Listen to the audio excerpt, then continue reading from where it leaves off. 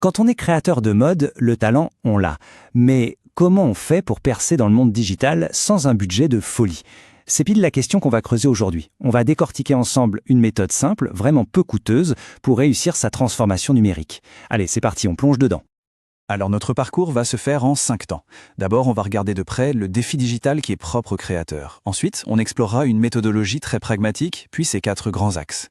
On verra aussi des outils, tout simples mais à fort impact, qu'elle propose, et on terminera avec une feuille de route bien concrète pour se lancer. On attaque la première partie, le défi digital du créateur. Le constat il est assez simple. D'un côté, une créativité qui déborde, et de l'autre, des ressources souvent très limitées. Du coup, la question centrale, la voici. Comment on fait pour se digitaliser quand on est créateur de mode sans y laisser toutes ses économies? C'est un véritable casse-tête et ça freine beaucoup trop de talent. Et les obstacles, ils sont bien là. On a une concurrence féroce, que ce soit au coin de la rue ou à l'international. Des ressources, que ce soit l'argent ou les gens pour aider, qui sont souvent au minimum syndical. Le risque constant de faire une petite erreur d'opération qui au final coûte un bras. Et bien sûr, la grosse difficulté à se faire voir, à gagner en visibilité, tout en gérant une production artisanale, souvent faite sur mesure. Bon, face à tous ces défis, est-ce qu'il y a une solution? La réponse est oui. Et ça nous amène à notre deuxième partie, une méthodologie pragmatique. Il s'agit d'une approche vraiment structurée, pensée et conçue par un expert. Et cet expert, il a un nom, c'est Monsieur Abdellatif Habid. C'est lui le concepteur de cette méthode.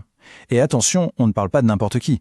Plus de 30 ans d'expérience en management des systèmes d'info, en logistique, en digitalisation. Son approche, elle est vraiment ancrée dans la réalité du terrain. Alors, qu'est-ce que c'est au juste la transformation digitale pragmatique? Eh bien, c'est une méthode qui se concentre sur des actions numériques toutes simples, qui ne coûtent pas cher, mais qui ont un impact maximal. Le but, c'est de créer de la valeur tout de suite pour les petites structures, sans avoir à attendre des années ou des investissements gigantesques. Voyons maintenant comment tout ça s'organise. Troisième partie, les 4 axes clés. Pensez à ça comme un cadre, un squelette simplifié pour bâtir sa croissance digitale. Donc la méthode repose sur 4 piliers qui couvrent vraiment tout. D'abord, attirer et vendre pour tout ce qui est relation client et vente. Ensuite, atelier et équipe pour donner un coup de boost à la production. Puis, l'optimisation opérationnelle pour que tout roule au quotidien. Et enfin, produit et prototypage pour digitaliser le cœur du réacteur, le processus créatif lui-même. 4e partie, et là, on rentre dans le concret. Des outils simples pour un grand impact. L'idée de génie, c'est de s'appuyer sur des technologies que, finalement, tout le monde peut utiliser. Le point crucial ici, c'est la philosophie derrière tout ça. On va privilégier les outils qu'on appelle freemium et low-code. En gros, la méthode s'appuie sur des solutions qui demandent un investissement quasi nul. On parle de Google Sheets, de Trello ou encore de Canva. Des outils que beaucoup de gens connaissent et utilisent déjà, parfois sans même savoir à quel point ils sont puissants.